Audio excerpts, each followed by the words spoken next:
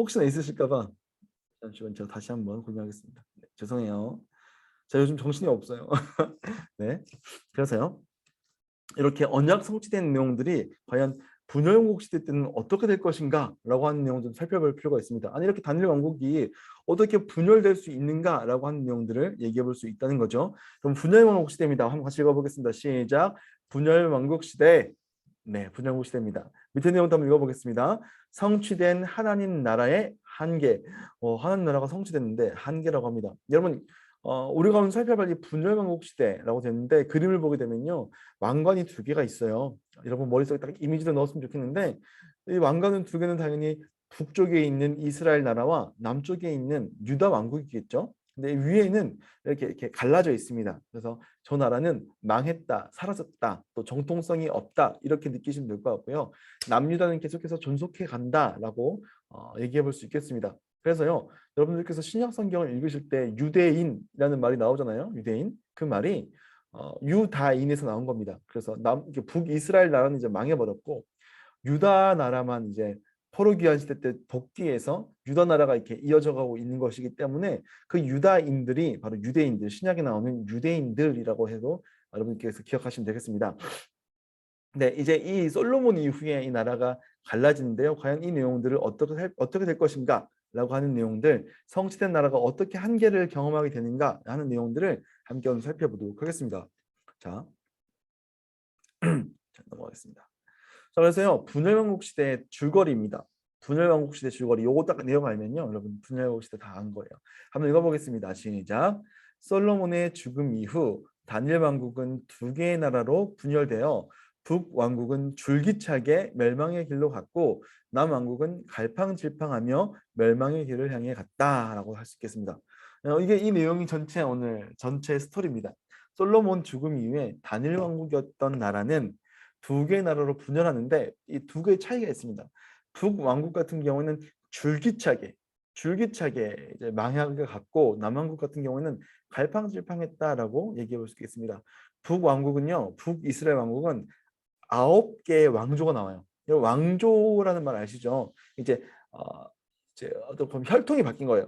왕조라는 말은 이제 혈통이 바뀐 거. 그래서 북이스라엘에게는 9개의 왕조가 있었고요. 8번의 쿠데타를 이제 일어나게 되죠. 근데 유다는 이제 쭉 이어지는 하나의 왕조가 이어지는 내용들 그렇게 한번 기억하셨으면 좋겠습니다. 남유다 같은 경우는 이제 하나의 왕조가 쭉 이어지는데 한 번의 위기가 있었어요. 이제 아합의 딸 아달랴라고 하는 사람 때문에 이 요아스 빼고 왕자들 다 죽습니다. 그 일로 한 위기가 있었지만 아주 스무스하게 그래도 이렇게 왔다 갔다 하면서 그래도 한 왕조가 계속 이어졌다. 요 정도 기억하시고 함께 본론으로 들어가 보도록 하겠습니다. 맨날 네 가지 테마였어요. 네 가지 테마였는데 오늘은 딱 세 가지 테마로 오늘 함께 얘기해 볼 겁니다. 분열왕국 시대는 세 가지 테마가 있습니다. 우리 같이 하나하나 읽어보겠습니다. 시작. 왕국의 분열, 북이스라엘, 남유다. 그래서 여러분 오늘 제가 여러분에게 설명하려고 하는 그 흐름은요. 이 왕국이 분열된다라고 하는 얘기를 할 거고요. 그리고 먼저는 북이스라엘을 얘기할 거고 그 뒤에 남유다를 얘기하도록 하겠습니다. 물론 여러분들 그 밑에 있는 성경 구절을 한번 보시겠어요? 왕상 11장부터 12장까지 이 왕국이 왜 분열되는가에 대해서 나와 있어요. 11장부터 12장까지. 근데 북이스라엘 같은 경우에는 왕상 12장부터 17장까지 되어 있고요. 또 남유다 같은 경우는 왕상 15장부터 25장까지 되어 있죠. 이게 그러니까 이 2번하고 3번 북이스라엘 얘기하고 남유다 얘기는 계속 섞여 있어요. 계속 반복돼서 왔다 갔다 왔다 갔다 하다 보니까요. 사실 이 내용들을 읽다 보면 굉장히 헷갈립니다. 어떤 나라가 갑자기 났다가 어떤 왕의 이름 나오고 왔다가 이게 막 헷갈리는 거죠. 그래서 저도 이제 이 열왕기를 읽다 보면요. 참 많이 힘들었습니다. 그렇죠? 그리고 저도 이제 보통 신학 대학원을 가려면 성경 시험을 보거든요. 이제 성경 시험을 보려면 이 모든 왕들의 이름을 다 외워야 돼요. 다 외우고 어느 나라 왕인지 어떤 일이 있었는지 다 외워야 되는데 미쳐버립니다. 정말 정말 미쳐버릴 것 같은 이제 시간들이 오는 거죠. 근데 그 중에서 막 한 문제 나오는 거예요. 그러니까 성경 전체를 다 시험 보는데 열왕기 내용이 한 문제 나오는데 막 이런 걸로 막 당락이 결정되고 하니까 이걸 다 외우는 게 정말 힘들었습니다. 근데 오늘 저는 여러분들에게 이 내용을 아주 쉽게 설명해 드리려고 노력하도록 하겠습니다. 그림 한번 볼까요, 여러분? 그림. 왕국이 분열되는데 이게 하나로 가던 게 이렇게 갈라지고 있죠. 왕국이 분열되고 있다. 북이스라엘 같은 경우는 어떤 그림입니까? 줄기차게 밑으로 향하고 있다. 계속 망조로 완전히 망조로 가고 있다라고 하는 그림을 생각하면 되겠습니다. 북이스라엘은요 착한 왕이 없었어요. 다 악한 왕들이었습니다. 남유다 같은 경우는 오르락내리락 오르락내리락 하고 있죠. 그래서 부침이 있었던 거죠. 좋게 됐다가 나빴다가 좋게 됐다가 나빴다가 이런 흐름들이 있었다라고 하는 내용들이 있다는 거죠. 자, 이제 본격적으로 오늘 말씀 이제 첫 번째 테마 왕국의 분열, 왕국이 어떻게 분열될 것인가라고 하는 내용들요 오늘 함께 살펴보도록 하겠습니다. 네, 첫 번째 테마 같이 한번 읽어보겠습니다. 시작. 왕국의 분열, 네, 분열됩니다. 갈라지고 있습니다. 그렇죠? 밑에 내용도 한번 읽어보겠습니다. 시작. 솔로몬의 범죄와 여러 상황으로 인한 분열. 네, 결정적인 이 트리거, 이 분열의 트리거가 뭐였냐, 방아쇠가 뭐였냐라고 한다면 솔로몬의 범죄였습니다. 아, 참 존경받는 왕, 멋있는 왕, 그렇죠? 우리가 딱 머릿속에 떠올리면 그 이제 그 두 어머니가 와가지고 애기 자기 애라고 우기는 그 장면 있잖아요. 그래서 판결을 내리지 않습니까? 차라리 이렇게 반 자르자라고 하는 여자 말고 그냥 저 여자 주십시오, 그래 살려주십시오라고 하는 그 여자가 진짜 엄마다라고 하는 얘기, 그 유명한 얘기 솔로몬의 선택 뭐 이런 거 있지 않습니까? 그렇게 멋있는 왕, 일천번제를 들여서 지혜롭게 지혜를 얻은 왕, 이 왕이 어떻게 범죄를 했길래 결국에 왕국이 분열되는가 내용 한번 살펴보도록 하겠습니다. 왕국의 분열 이유입니다. 여러분 솔로몬이 등장합니다. 솔로몬 지난 시간에 배웠던 솔로몬이죠. 그럼 솔로몬은요 굉장히 부유한 왕이었습니다. 솔로몬은 역사적으로 증명이 되는데 굉장히 부유했고요. 그 당시에 주변 왕국들이 다 이제 힘을 못 쓰고 있어서 그런지 그 무역 같은 것들도 엄청나게 잘해가지고 정말 이스라엘이 정말 부강했던 때입니다. 세계적으로 인정을 받았고 지혜로운 왕으로 다른 나라에서 막 와가지고 답사도 할 정도로 그런 왕이었죠. 근데 슬프게도 이 솔로몬이요 하나님과의 관계를 어겨버립니다. 왜 그랬냐면 언약을 파기하는 거죠. 네가 내 언약과 내가 내게 명령한 법도를 지키지 아니하였다. 내가 반드시 이 나라를 내게 빼앗아서 내 신하에게 주리라라고 말씀하셨던 거예요. 왜 그러냐 했더니 이 솔로몬이 후반부에 주변 국가들과 정치적으로 좀 이렇게 돈독하게 하기 위해서요. 수많은 이방 여자들과 결혼을 합니다. 그러니까 우리가 보통 그 왕권을 강화하기 위해서 그 정략 결혼 같은 거 이제 왕들을 하지 않습니까? 그런 것처럼 이 솔로몬이 정략 결혼을 해가지고 수많은 이방 여자들과 결혼합니다. 이제 나라를 이제 강하고 좀 이렇게 크게 만들기 위해서 하나님을 의지하기보다는 주변에 있는 국제 정세 이런 것들을 이제 이용하려고 했던 거죠. 근데 하나님께서 이스라엘 백성들에게 이방 여인과 결혼하지 말라고 했고요. 심지어 또 신명기 말씀을 보게 되면 왕은 많은 여인들을 가까이 하지 마라라고 이제 이미 기록되어 있는데 그 이유는 뭐냐면 첫 번째 이방 여자들을 가까이 하지 말라고 한 이유는 뭐냐면 이방 여자들이 갖고 들어오는 신들에게 마음이 돌아갈 우리의 마음이 향하게 될 그런 위험성이 굉장히 높았기 때문이죠. 여러분 솔로몬이 놀라지 마십시오, 여러분들. 의자왕은 아무것도 아니에요. 그러니까 의자왕이 더 심하네요. 의자왕은 3,000명인데 솔로몬은 부인이 700명이었습니다. 이름도 못 외우겠어요. 그래서 어떻게 700명이 부인? 와, 이거 이름 어떻게 외웁니까, 그죠? 근데요 후궁이 300명이 더 있었습니다. 그러니까 1,000명이다, 1,000명. 어마어마하죠. 그러니까 모르겠어요. 하여튼 뭐 의자왕은 3,000궁녀니까 의자왕이 좀 이렇게 하여튼 모르겠습니다. 아무튼 솔로몬이 어마어마한 이제 여자들과 가까이 하면서요. 그들이 갖고 오는 온갖 종류의 이방 종교들을 다 들여옵니다. 그래서 솔로몬도 나이가 들면서요. 아스다롯과 밀곰, 몰렉 같은 신들을 섬겨요. 그러니까 이 몰렉 기억나시죠? 제가 그 사사시대 처음 시작하면서 정복시대는 사사시대는 시작하면서 그 이방 가나안 사람들이 섬겼던 신들 막 아이를 불길 가운데 던져가지고 어디로 튀냐 이런 거 하고 막 그 황금 모양의 소 모양에 있는 그 안에 집어 넣어가지고 불타는 그 안에 집어 넣어가지고 막 전보고 뭐 이런 거 솔로몬이 그걸 섬겼다는 거예요. 솔로몬이요 성전에 어마어마하게 많은 우상들을 갖다 놨습니다. 성전에. 그래서 하나님께서 솔로몬이 언약을 파기했기 때문에 그 나라를 빼앗겠다라고 말씀하시죠. 네, 근데 너 때는 아니다. 너의 때는 아니다라고 했더니 왜 그러냐 했더니 네 아버지 다윗 때문에 너 때 빼앗지는 않겠다라고 얘기하죠. 그리고 그 뒤에 이어서 르호보암 그의 아들 르호보암도 이제 뺏기게 되는 내용들이 나오게 되는 거죠. 바로 여로보암 이름도 비슷해요. 솔로몬의 아들 르호보암하고 이제 솔로몬의 군대 장관, 군사령관이었던 이제 여로보암, 르호보암과 여로보암 이름 비슷하지 않습니까? 두 명이 이제 남왕국과 북왕국이 갈라지게 되죠. 이제 솔로몬이 죽은 다음에요. 이제 르호보암에게 백성들이 얘기하죠. 그러니까 백성들이 솔로몬이요 말년에 진짜 좀 뻘짓을 좀 많이 했습니다. 그러니까 건축을 어마어마하게 지어요. 건축들을. 근데 그걸 이제 백성들을 처음에는 제가 지난번에 얘기했던 것처럼 처음에는 좀 이렇게 쉬는 시간도 막 주고 막 돌아가면서 주 5일째 막 이런 거 하면서 고역을 시켰거든요. 근데 후반부가 어마어마하게 많은 건축물들을 지으면서 쉬는 시간을 안 줬어요. 그러다 보니까 이제 백성들이 막 왕이 바뀌니까 왕조가 바뀌니까 이거 왕조가 아니라 왕이 바뀌니까 그 다음 왕한테 가서 당신 아버지는 우리한테 이렇게 이렇게 했는데 당신은 이렇게 하지 마십시오. 우리가 더 열심히 섬길게요. 이렇게 얘기한 겁니다. 그래서 왕의 아버지가 우리의 멍에를 무겁게 하였으나 왕은 이제 왕의 아버지가 우리에게 시킨 고역과 매우 무거운 멍에를 가볍게 하소서. 그럼 우리가 왕을 섬기겠습니다. 이렇게 얘기하는 거예요. 그래서 이 로보암을 어떻게 합니까? 멍청한 왕이죠, 멍청한 왕. 그래서 처음에 그 이제 아버지의 신하들, 똑똑한 신하들에게 가서 묻죠. 어떻게 하면 좋습니까? 그러니까 그렇게 해주십시오. 근데 여기 말 듣지 않고 자기 친구들한테 가서 어떻게 할까 했더니 야 장난치냐? 야 쓸어버려. 더 힘들게 해. 해서 나온 얘기가 이 12장 14절이죠. 내 아버지는 채찍으로 너희를 징계했으나 나는 전가 채찍으로 너희를 쏘리라 이렇게 하면서 어디서 왕권이 되들어 이렇게 하는 거죠. 그랬더니 이제 불만이 막 폭주하는 겁니다. 폭주. 그래서 이제 유다 지파 외 솔로몬 유다 지파니까 유다 지파 외에 다른 이제 지파들이요 결속력에 문제가 생겨요. 그러니까 이 왕이라고 하는 사람을 중심으로 12지파가 똘똘 뭉쳤었는데 근데 그 이제 지파별로 지도자들이 있죠. 장로들이 있죠. 그들이 이제 이 고역 앞에서 분열되는 겁니다. 그러니까 요즘 뭐 취임덕이란 말이 있더라고요. 취임덕. 그러니까 시작하자마자 레임덕이 온 거예요. 그래서 우리가 다윗과 무슨 상관이냐? 나는 나머지 지파들이 우리가 다윗과 무슨 상관이 있냐? 이세의 아들에게서 받을 유산이 없도다 하면서 너는 이제 너희 집 돌봐라 이렇게 얘기하는 거죠. 그리고 그 당시에 외부적으로 굉장히 힘들었습니다. 그러니까 그 암몬족 속이었던 것 같은데 이 르호보암 그 솔로몬의 정적이었던 하닷이요. 이 애굽과 관계를 맺으면서 정치적으로 굉장히 불안했던 시기가 다가오게 되죠. 그래서 이런 여러 가지 상황 속에서 결정적으로는 솔로몬이 하나님과의 언약을 파기했기 때문에 하나님께서 다윗 때문에 너 때 분열시키진 않겠지만 내가 너의 나라를 네가 언약을 지키지 않았기 때문에 쪼갤 것이다 라고 하는 내용들이 나오게 되는 거죠. 그래서 여러분 많이 들어보셨을 그 말씀 나오는 겁니다.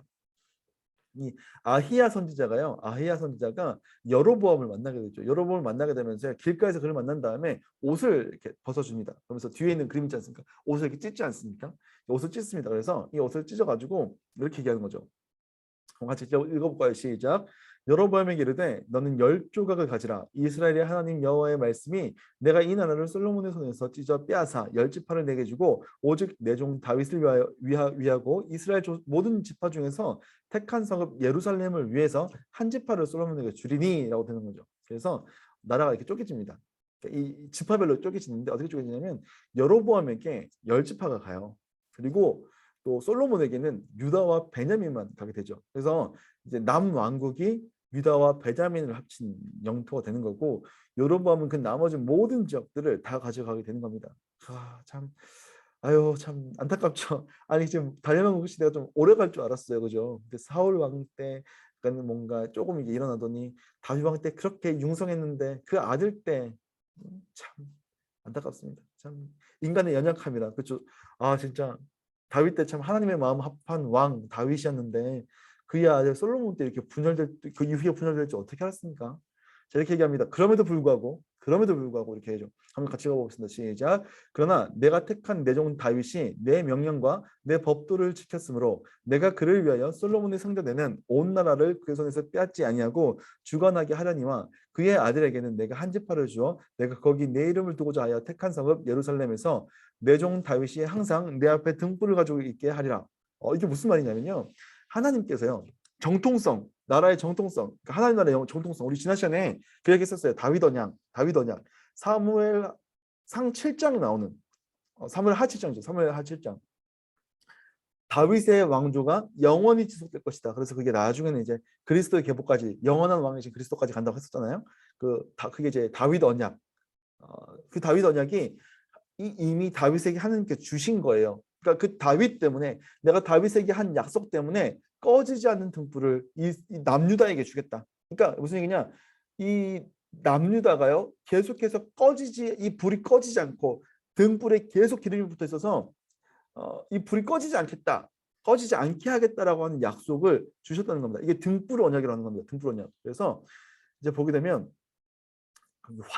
타오르는 이게 그 이스라엘의 등불 이렇게 생긴 게 있거든요. 그 안에 기름을 넣고 이렇게 불을 피는 건데 이 등불이 남유다 가운데 계속 있어서 꺼지지 않게 하겠다라고 하는 약속을 주셨다는 겁니다. 그래서 북이스라엘은 망해도 남유다는 완전히 망하지 않아요. 이게 이제 등불 언약입니다. 자, 이어서 한번 볼게요. 자, 그래서 이 왕국이 분열됩니다, 여러분. 어떻게 분열되냐? 사울과 다윗과 솔로몬까지 이은 이 단일 왕국 이스라엘이 이게 여기서 이제 등불 언약이 있었죠. 등불 언약이 이제 이 이스라엘과 영원히 할 거다 했는데 이게 분열됩니다. 그래서요.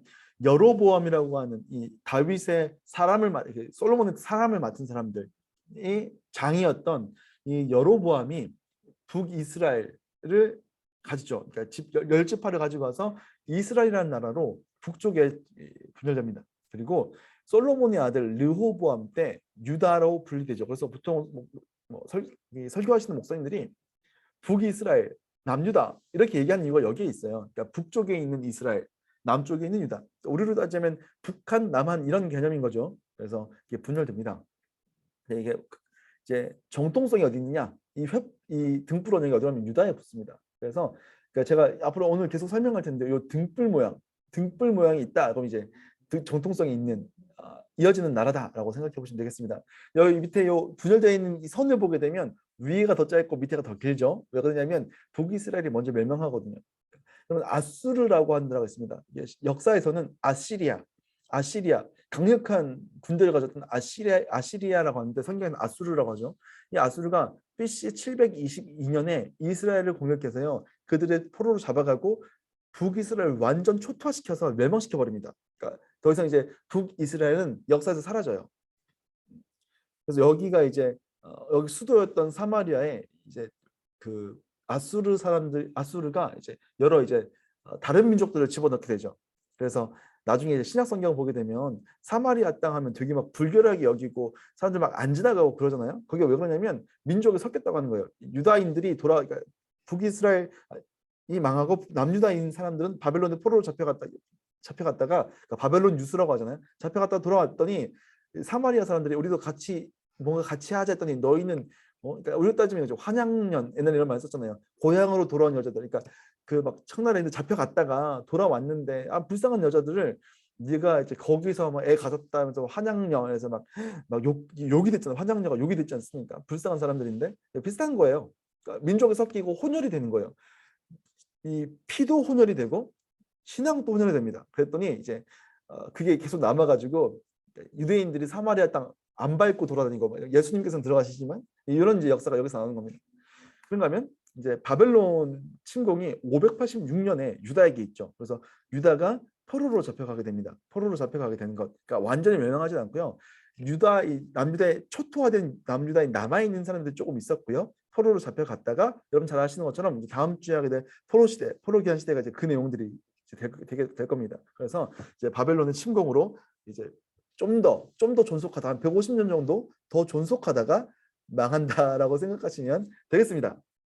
그래서 성경을 보게 되면 이렇게 얘기할 수 있겠죠. 그러니까 사울과 이제 다윗, 솔로몬의 얘기 다루고 있는 다니엘 왕국 시대는 사무엘상, 사무엘하, 그리고 솔로몬 이야기는 사무엘상 조금 나오고, 그리고 이 뒤에 나오는 모든 내용들이 열왕기 상하에 다 나오는 내용들이죠. 그래서 여러분들이 열왕기 상하를 참 어려워합니다.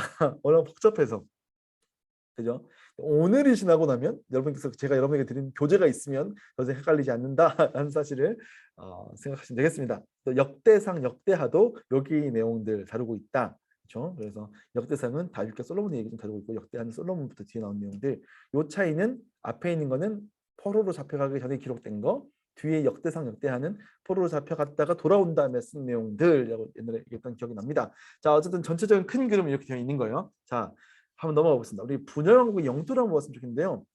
그러니까 다윗이 통치할 때 저 밑에 브엘세바부터 저기 밑에 있는 나라 다 이제 초토화시키고 블레셋, 아말렉, 에돔 다 이렇게 해가지고 이렇게 넓은 땅덩어리를 차지했었습니다. 근데 이게요 분열왕국 시대 때, 그러니까 분열됐다는 건 자체가 이미 왕권이 그러니까 약해진 거 아닙니까? 그래서 땅이 어디까지 줄어드냐면 안타깝게 잘 보세요.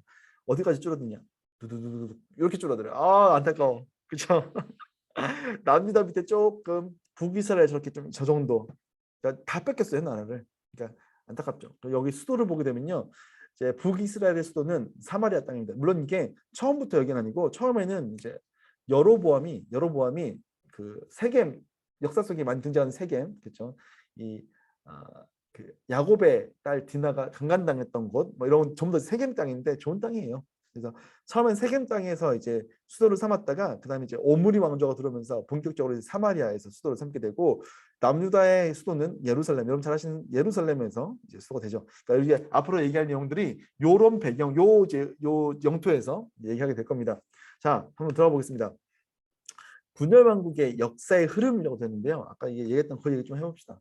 북이스라엘은 여로보암으로 시작해서요. 이제 호세아라고 하는 왕까지 이어집니다. 근데 여러분 계속해서 얘기하겠지만 주구장창 망했어요.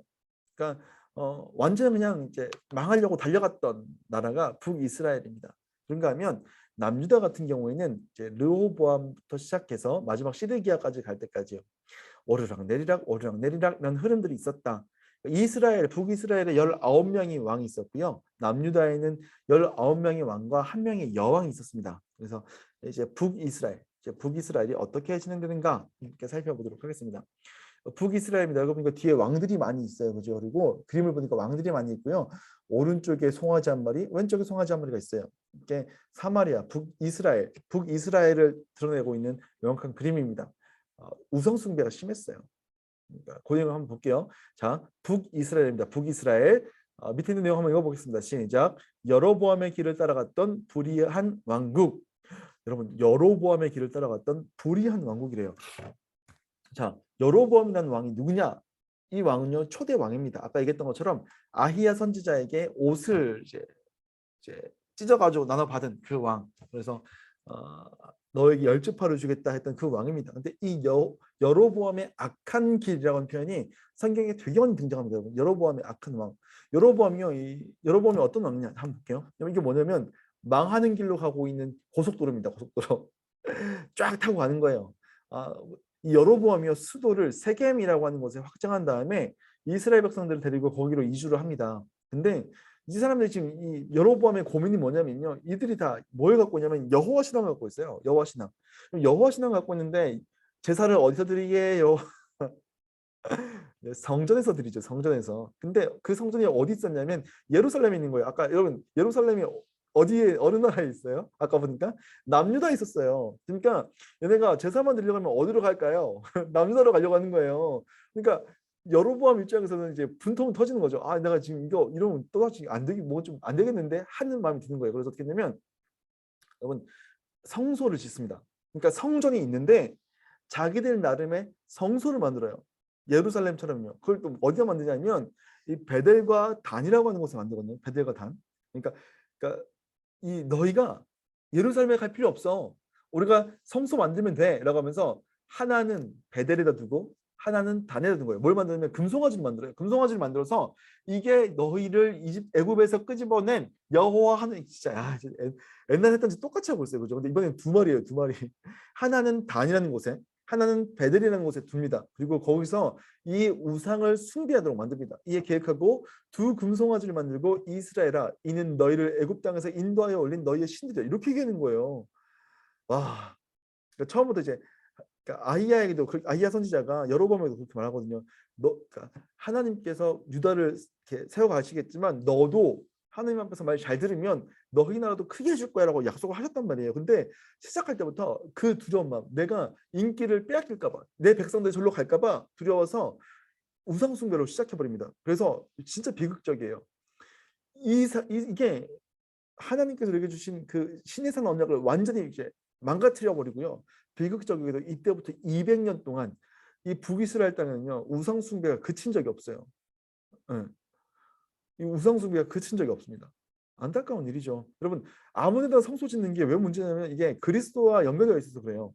그러니까 그 성전 개념은 그러니까 예루살렘 딱 한 성전만 있었잖아요. 성막도 하나밖에 없고 왜냐면 성막의 문이 하나인데 거기로 들어가는 길은 오직 하나뿐인데 동쪽으로 난 길. 왜냐면 우리가 하나님 나라 들어가는 길은 예수 그리스도 하나밖에 없다. 이거를 이제 앞으로 이제 얘기할 거거든요. 쭉쭉. 성경은 계속해서 이제 예수 그리스도에 대해서 우리가 하나님과 함께 할 수 있는 유일한 방법으로 주신 예수 그리스도에서 얘기해야 되기 때문에 성전은 하나밖에 없는 거예요, 원래. 그 안에 이제 뭐 여러 가지 성전 기구들, 뭐 이제 번제단, 그러니까 이런 것도 전부 다 그리스도랑 연결되는 개념. 떡상, 나는 생명의 떡이다, 이런 거잖아요, 이런 거. 그래서 얘기하기 위해서 성전은 하나밖에 없어도 되는데 이걸 자기들이 막 의무로 만드는 거예요. 그리고 우상 숭배를 하게 만들면서 악한 길로 가게 되는 거죠. 뿐만 아닙니다, 여러분. 임의로, 이 레위 족속의 아론 계열이 아니라 임의로 일반 백성을 제사장으로 삼습니다. 보통 백성으로 제사장을 삼고 오라고 되는 거죠. 산당들도 있고 산당들도 그 산에 있는 여호와를 섬긴다고 하지만 여러 군데를 막 제사할 수 있는 곳을 만드는 거예요. 그러니까 왜 그러냐면 쉽게 하려고. 그러니까 모르겠어요. 이게 뭐 오늘날 어떻게 연결될지 모르겠지만 그런 거 있잖아요. 막 우리가 코로나 시대 때문에 어쩔 수 없이 줌으로 막 이렇게 뭐 온라인으로 예배를 드렸어요. 제가 정지하려고 하는 게 아니고, 근데 이제 우리가 코로나가 끝나도 이게 내가 더 편한 거예요. 그러니까 그럴 수 있잖아요, 그죠? 특히 학생들 맨날 이렇게 엄마가 막 교회 가라 그러는데 엄마 나 오늘 교회 안 가고 온라인 예배 드릴 거야 이렇게 이런 편의성처럼 산당들을 많이 만들어 놓고, 이제 저희야 뭐 그런 개념은 아니겠지만, 그죠? 그렇게 편하게 하는 겁니다. 편하게. 그리고 거기다 이제 아무나 제사장 세우고, 그리고 또 이렇게 뭐 6월절 이런 개념들을요 자기들도 비슷하게 만듭니다. 그래서 야, 예루살렘 내려갈 필요 없어, 우리도 여기서 같이 절기 지내면 돼 하면서 막 임으로 막 여러 가지 이 유다에서 통일왕국 때 지키던 여러 가지 제의들을 자기들이 만들어서 그것을 섬깁니다. 이게 여로보암의 악한 길입니다. 그럼 이 여로보암이 한 일이, 가장 심각한 일이 뭐냐면 하나님을 버리고 이스라엘 가운데 우상을 섬길 수 있는 길을 열어버렸어요. 그게 하나님 보기에 굉장히 약했습니다. 그러니까 여러분 이제 앞으로 이제 있잖아요. 그 하나님께서요, 열 왕기를 통해서, 열 왕기 책들을 통해서요, 이 왕들을 한 명 한 명을 평가하실 거예요. 평가하시는데 하나님께서 북이스라엘 왕들을 평가하시는 기준이 있는데 그게 뭐냐면요, 여로보암의 이름이 계속 나와요. 여로보암의 길로 갔더라. 여러분 여로보암의 길로 갔더라 하면 이미 얘는 썩을 놈, 이렇게 이런 느낌인 거야. 이런 느낌. 야, 얘는 진짜 나쁜 놈이다. 이스라엘 왕들의 평가 기준이 여로보암의 길로 갔다는 거예요. 그래서 제가 앞으로 여러분 설명할 때, 마침 어제 개봉했더라고요. 그 마동석 씨가 나온 범죄도시 나왔는데 마동석 씨한테 맞는 느낌으로 제가 도장을 찍어버렸습니다. 그러니까 여로보암의 길로 갔어요. 옛날에 이제 참 잘했어 도장 찍듯이 제가 이제 앞으로 한 명 한 명 왕들에게 도장을 찍을 겁니다. 얘는 여로보암의 길로 간 나쁜 왕이다라고 제가 도장을 찍을 테니까 한번 따라오시면 되겠습니다. 한번 들어가 보시죠. 자, 그래서 요 마크 앞으로 제가 설명할 텐데, 요 동그라미 방금 뜬 거, 요 검은색 마크, 여기 뭐냐면 가족이에요, 가족. 그러니까 제가 앞으로 왕들 계속 설명할 텐데 누구의 아들이 왕이 되었다 하면 저 도장을 찍을 거예요. 그렇죠? 그런데 여러분 이런 거 있어요. 빨간색에다가 칼이 두 개가 있어요. 이건 뭐냐면 이제 왕이 살해를 당했는데 그 왕만 죽은 게 아니고 그 왕의 씨까지 다 죽은 거예요. 그래서 왕조가 바뀌어요. 왕조가 바뀐 거를 제가 요 칼 두 개로 표시를 할게요. 그리고 마지막으로 칼 하나짜리는 뭐냐면 그 왕이 왕조까지 바뀌진 않았지만 살해당했다라고 하는 의미로, 살해당했다, 쿠데타 같은 걸로 살해를 당했다라고 하는 걸로 칼 하나를 할 겁니다. 자, 이제 북이스라엘 왕자 한번 본격적으로 한번 들어가 볼게요. 보세요. 자, 북이스라엘 왕입니다. 처음 시작은 뭐죠? 여로보암 왕이죠. 여로보암 왕조가 시작됩니다. 그래서 여로보암 왕, 아까 이 여로보암의 길로 갔더라라고 하는 그 왕이죠. 그는요 단과 베델에 성소 제단을 만들고 거기에 금송아지를 두 가지 이제 우상을 만들죠. 그래서 또 레위 지파 아닌 자들로 제사장을 세우고 이후로 200년간 우상 숭배를 존속하게 만드는 아주 악한 왕이었다라고 성경은 평가합니다. 자, 근데요, 그가 죽고 난 다음에요, 그의 아들 나답이라고 하는, 여기 아들 마크예요, 아들 마크, 가족 마크. 나답이라고 하는 이제 왕이 세워지죠. 나답에 대해서 평가 그렇게 많이 이렇게 막 자세하게 설명 안 되고요. 하나님께서 뭐라고 하시면 얘는 여로보암의 길로 갔어요, 이렇게 표현합니다. 악한 왕이에요. 얘도 우상숭배 똑같이 하고 나쁜 놈인 거야, 나쁜 놈. 그죠? 근데요, 이 나답이요 죽습니다. 누구한테 죽냐면 바하사라고 하는 사람한테 죽습니다. 바하사한테 이제 왕조가 바뀐 거예요. 여로보암의 집이 싹을 다 죽어버립니다. 그래서 바하사 왕조가 시작됩니다. 바하사 왕조가 시작되는데 그 왕을 향해서 뭐라고 하면 얘도 여로보암의 길로 갔어요. 성경은 이렇게. 얘도. 그리고요, 그의 아들 엘라가 세워지는데요. 엘라에 대해서는 이렇게 명확하게 여로보암의 길로 갔어요라고 하지 않지만 그런 비슷한 표현들을 하면서 약간 모호하게 엘라에 대해서 얘기합니다. 근데 이 엘라를요 누가 죽이냐면 시므리라고 하는 사람이 죽여버립니다. 시므리가 이 군대 장관 시므리, 이 바하사 왕조의 군대 장관이었던 시므리가 들고 일어나가지고 이 바하사의 집을 싹 다 죽여버립니다. 그래서요, 이 사람 역시 여로보암의 길로 갔어요라고 하는데 이 시므리가 좀 불쌍해요. 왜냐면 시므리가 이 바하사 왕조를 처단하거든요. 죽이거든요. 근데 북이스라엘의 높은 사람들이 이 시므리를 왕으로 삼는 게 아니고 그 사이에 유력한 사람이었던 오므리라고 하는 사람, 이 오므리라고 하는 사람을 왕으로 삼아요. 가족 마크는 아닌데 이제 약간 딴 사람이에요. 딴 사람. 그러니까 이 시므리는 7일 동안 통치해요.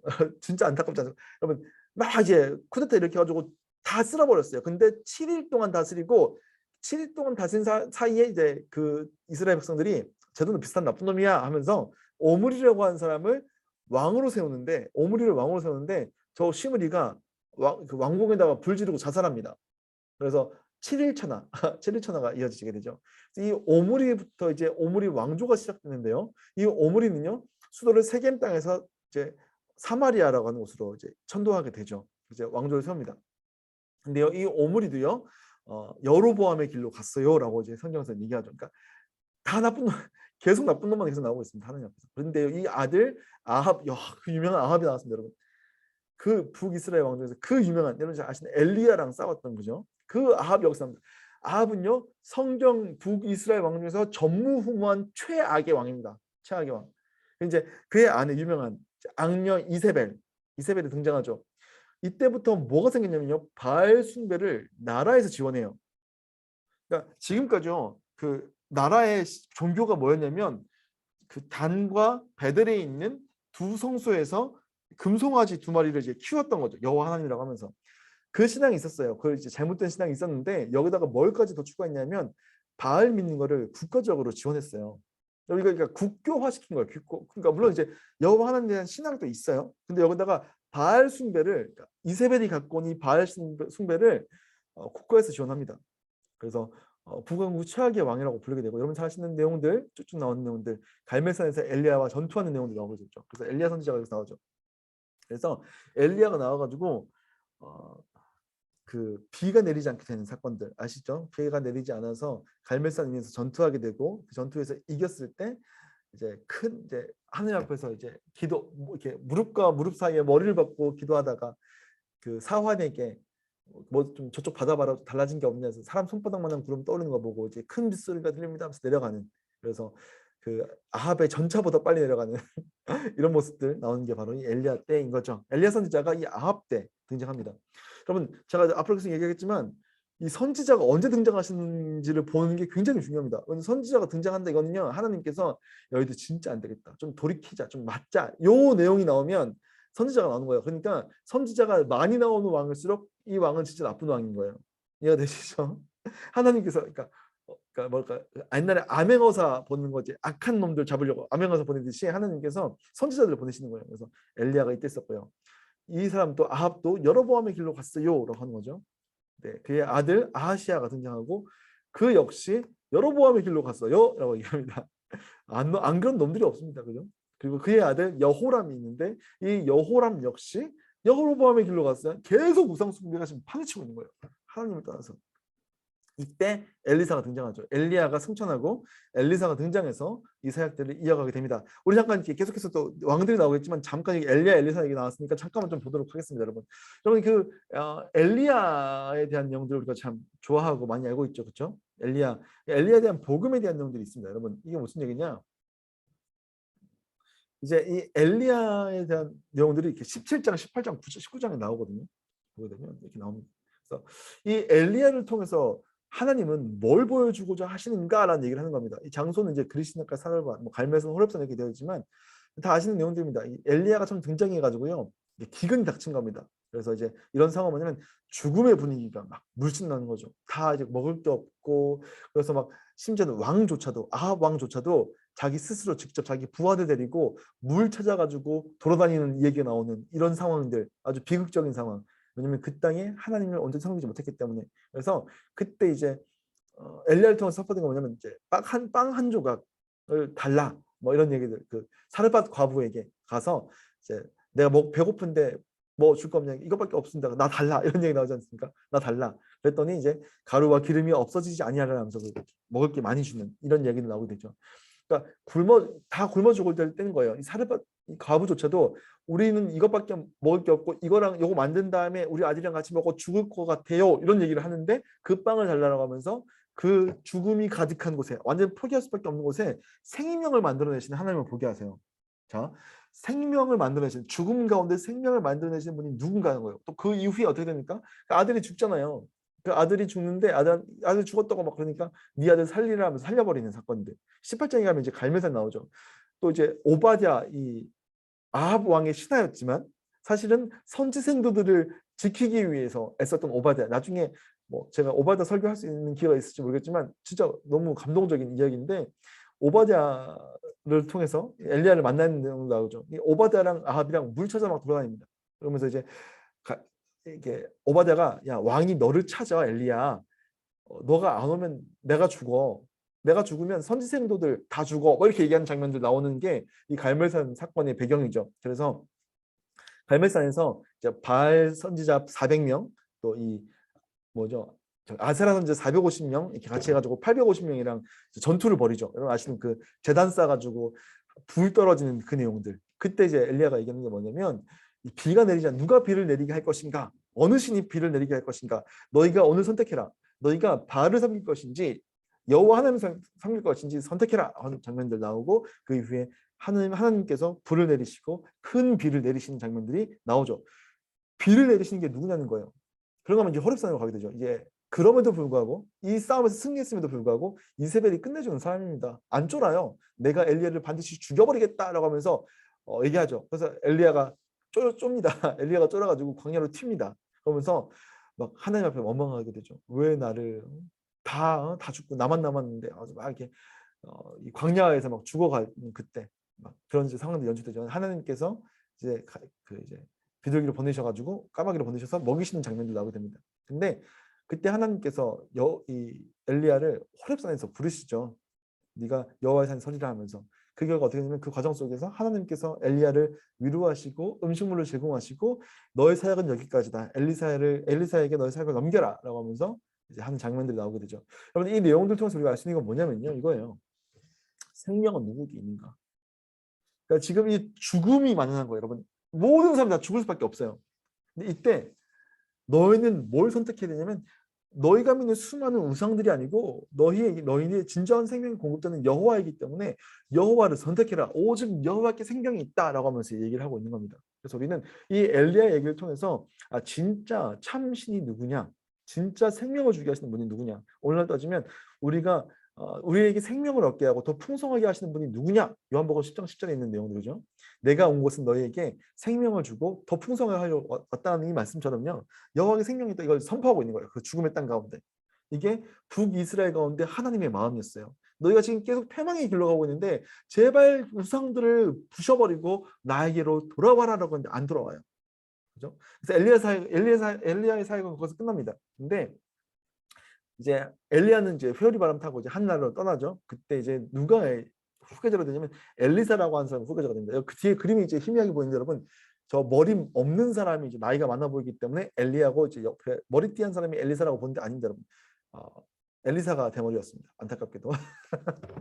자, 이제 엘리사가 이제 엘리야의 후계자가 되죠. 그래서 계속 따라다니죠. 계속 따라다닙니다. 엘리야를 계속 따라다니면서 하는 얘기가 뭐냐면 저는 당신을 따라가겠습니다 하면서 갑절의 영감이 주십시오. 여러분 갑절의 영감이 뭐냐면 2배의 능력치를 달라는 게 아니고 그 장자들이 그러니까 아버지에게 재산을 받잖아요. 그때 이제 장자들은 갑절로 받았거든요. 2배로 받았거든요. 이게 뭐냐면 내가 아버지의 집안을 이어갑니다 이거예요. 그래서 엘리야 당신이 했던 이 생명을 살리는 사역을 나 역시 이어가겠습니다라고 하면서 엘리야의 사역을 그대로 이어받는 게 엘리사예요. 그래서 그가 행하는 내용들이 거의 비슷해요. 보게 되면 엘리사가 이제 물의 근원, 이 죽음의 물을요 생명의 물로 바꾸죠. 소금을 그 가운데 던지면서 여호와의 말씀이 내가 이 물을 고쳤으니 다시는 죽음이 없을 것이다라고 하는 이 내용들을 얘기하게 되겠죠. 기적을 많이 일으켜요. 그런가 하면 이제 선지자의 권위를 세우죠. 엘리사가 이제 내려오는데 이 아이들 작은 아이들이라고 해서 이제 꼬마 애들이 엘리사 보고 태머리야 태머리 이렇게 막 놀리는 거예요. 그죠? 근데 여기서 이게 오해하시면 안 돼요. 이렇게 아동을 학대했다 이런 게 아니고 여기서 작은 아이들이라는 표현이 원어로 보게 되면 깡패입니다. 깡패, 동네 깡패들. 그러니까 양아치들. 여기 양아치들이 이제 엘리사한테 개긴 거예요. 아, 대머리가 뭐 왜냐면 대머리는 약간 참 두 번 죽이는 거라면 이게 될 수도 있는데 약간 이제 부정함의 느낌이 있었어요. 성경 보다 보면 이렇게 부정한 대머리에 좀 부정함이 좀 있었는데 그래서 이제 막 놀리는 거 진짜 대머리에 올라가라 이게 뭐냐면 대머리야 너 돌이켜서 가라. 야, 너 따위가 우리가 어떻게 선지자가 되냐 하나님께서 보내신 선지자를 무시하게 되는 거죠. 그래서 고음이 나와가지고 그들을 찢는 장면들이 이제 나오게 되죠. 그러면서 하나님의 말씀의 권위 대들고 그의 말을 듣지 않으려고 하는 이런 일들을 행하는 장면들이 나오게 됩니다. 그런가 하면 전쟁 중에 생수를 공급하는 장면들. 그러니까 이게 다 보면 그러니까 다 살리는 일들이에요. 살리는 일들. 그래서 과부가 이제 요 기름 가지고 이제 돈이 없어가지고 이제 막 죽으려고 하니까 기름 팔아서 갚으라면서 기름을 넘치도록 채워주게 하는 장면들. 그리고 이 수넴 여인이 아들이 죽었을 때 그를 덮어서 살리시는 장면들. 그리고 이제 먹을 것이 없는 군중들에게 보리떡 20개와 채소들을 통해서 그들을 먹이시고 살리는 장면들. 그리고 그 여러분 그 가끔씩 담임 목사님께서 설교 때 자주 얘기하시는 나아만을 고치는 내용들. 이방 그 장군이었던 나아만을 살리는 장면들. 이것도 통해서 얘기하고 싶은 게 뭐냐면 똑같아요. 생명이 누구에게 있는가라고 하고 오직 여호와께 생명이 있다라고 하는 거고 너희는 누굴 선택할 것인가 이 내용이 있는 겁니다. 엘리사 사역은 이제 그런 내용들이 있는 겁니다. 이게 그래서 여러분 있잖아요. 그 모세와 여호수아의 사역 그리고 엘리야와 엘리사의 사역 예수님과의 사역이 그러니까 이게 그 언약이 발전해감에 따라서 그러니까 이 구속사 하나님께서 당신의 백성들을 살리시는 장면들 막 명확하게 드러나는 장면 속에서 뭐가 많이 나타나냐면 기적이 많이 나타나요. 그럼 그거 아세요? 그 성령 체험이라든지 기적 같은 일들이 오늘에는 없냐라고 했을 때, 야 오늘 우리가 느낄 때는 이렇게 막 많이 없는 것처럼 보이는 것들이 있어요. 막 눈에 드러나는. 근데 이게 어디서 많이 일어나냐면 이게 성령 세례와 충만인데, 그러니까 성령 세례로 이렇게 놀라운 일이 많이 일어나는 게 그 지역에 그러니까 제가 얘기하는 건 아니고 존 스토트라고 하는 유명한 신학자가 이제 성경을 연구하고 또 이렇게 기독교 역사를 연구해 보니까 처음으로 그 지역에 복음이 선포될 때 많은 기적들이 나타난다 이렇게 얘기하더라고요. 마찬가지입니다, 여러분. 성경에서 보면 기적들이 몰려 있는 곳이 있어요. 기적들이 막 몰려 있는 곳이 있는데 그때는 언제냐면 하나님께서 구원 계획, 구속사를 이렇게 강력하게 드러내실 때 이 기적들이 많이 일어납니다. 그래서 이게 어떻게 발전해 가는지 보기에는 되게 재밌는데 모세와 여호수아 때 만나와 메추라기, 노뱀 사건, 시내산에서 율법 받는 거, 불기둥 인도하는 거 이런 내용들이요. 엘리야랑 엘리사의 사역에서 거의 비슷하게 나타납니다. 그래서 먹이시는 장면들이 사르밧 과부의 집에 기름과 가루를 공급하고 보리떡 20개와 채소로 몇백 명을 살리시는 장면들. 노뱀 사건, 그렇죠? 사람을 살리는 사건들. 이게 사르밧 과부 살리는 거, 수넴 여인 아들 살리는 거, 율법을 받는 것들. 그래서 하나님의 말씀을 듣는 것들이 엘리야 때는 이제 세미한 음성, 호렙산에서 세미한 음성 들을 때, 엘리사는 또 아람 왕의 궁궐 침실에서 일하는 일들에 대해서 듣는 내용들. 불기둥의 인도는 불매가 불수저로 이미지가 등장하게 되고 엘리사 같은 경우에는 이제 그 이방의 침략 가운데 이제 그 하나님의 군대 불매가 불수저로 보호받는 이미지들. 이제 홍해와 이제 요단강을 가르지 않습니까? 홍해를 가르고 여호수아 때는 이제 요단강을 가르는데 엘리야도 이제 요단강을 가르고 엘리사도 엘리야의 겉옷을 받아가지고 요단강을 치니까 막 갈라진 장면들. 이게 비슷한 사건이 계속 나오는 거예요. 마라의 쓴물 사건. 그러니까 이 모세 때 마라의 쓴물을 이제 단맛을 바꾸지 않습니까? 이거를 마찬가지로 생명을 얻게 하는 물. 그래서 큰 비 사건, 물의 근원을 거치는 엘리사의 사건들.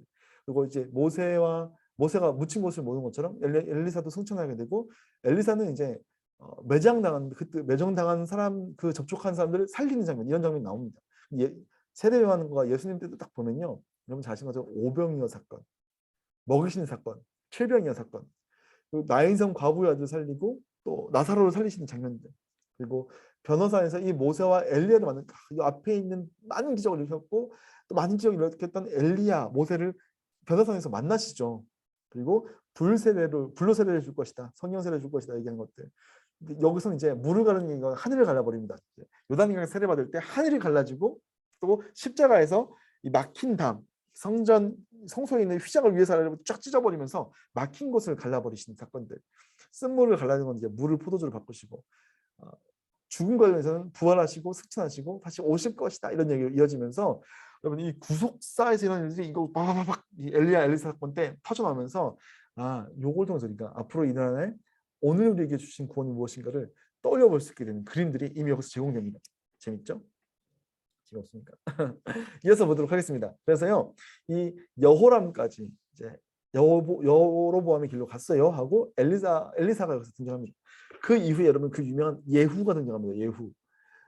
예후가요 그나마 이 북이스라엘 왕들 중에서는 조금이나마 아주 미약하게 긍정적인 평가를 받습니다. 이제 선지자를 통해서 네가 왕이 될 것이라는 얘기를 듣고 가서요 아합의 집에 애들 다 죽여버립니다. 그래서 이제 아합의 왕족은 끝나는 거예요. 그 악한 왕 아합의 왕족은 끝납니다. 바알 숭배자들 다 죽여버립니다. 그래서 여호와 보시기에 정직하게 행했다라고 했는데 뭐가 남았었냐면 이 베델과 단에 있던 금송아지 상은 존속됩니다. 아마 이제 백성들이 다 그걸 믿으니까 한꺼번에 바꾸고 싶지 않았을 것 같긴 해요. 그리고 이 하나님을 의지하는 게 아니고 아수르에다가 조공을 바치면서 그 보호를 받으려고 해요. 그래서 결국에 이 예후도요 여로보암의 길로 갔어요라고 평가받습니다. 그리고 그의 아들 여호아스가 등장하는데요. 그도 여로보암의 길로 갔어요. 라는 평가를 받습니다. 그리고 요아스도 여로보암의 길로 갔어요. 여로보암 2세가 등장. 이 사람도 좀 대단한 왕입니다. 여러분 여로보암 2세 때요. 북이스라엘이 정치적으로 경제적으로 국제 정세상 최고로 번성한 시대예요. 여러분 나라가 번성하는데 문제는 뭐냐면 하나님께서 북이스라엘 왕들 중에서 아합과 마찬가지로 가장 악했던 때가 언제냐라고 했을 때요. 여로보암 때예요. 그래서 여로보암 2세가 통치하는 동안에 여러분 무려 3명의 선지자가 등장합니다. 와, 호세아, 아모스, 요나 이런 선지자가 등장하는 겁니다. 그래서 그도 여로보암의 길로 갔었는 거예요. 근데 호세아 내용을 잠깐 보게 되면요. 호세아 선지자 여러분 아시는 것처럼 창녀 고멜과 결혼합니다. 하나님께서 너는 진짜 비참한 얘기 아닙니까 여러분? 그 당시 가장 거룩한 선지자에게 창녀랑 결혼해라 라고 하는 상황들. 이게 이스라엘의 영적인 상황이다. 그죠? 하나님과 결혼한 이스라엘 백성 너희가 음녀와 같은 자들이다라고 이제 너 지금 바람 피고 있는 거야. 끊임없이 바람 펴. 이런 얘기를 하는 거죠. 그래서 너희가 신의 산에서 맺었던 그 언약을 니네가 깨뜨렸어. 하는 걸 이제 고멜의 태도를 통해서 보여주는 거고요. 그래서 그리고 이제 너희는 음란한 자식 하나님과 결혼했음에도 불구하고 열매가 아름답지 않은 거예요. 음란한 자식을 낳아야 된다. 그러면서 이스라엘, 로함멜이 낳는데 이스라엘이 이 이름이 뭐냐면 이게 그 이스라엘에 있던 평지 이름이에요.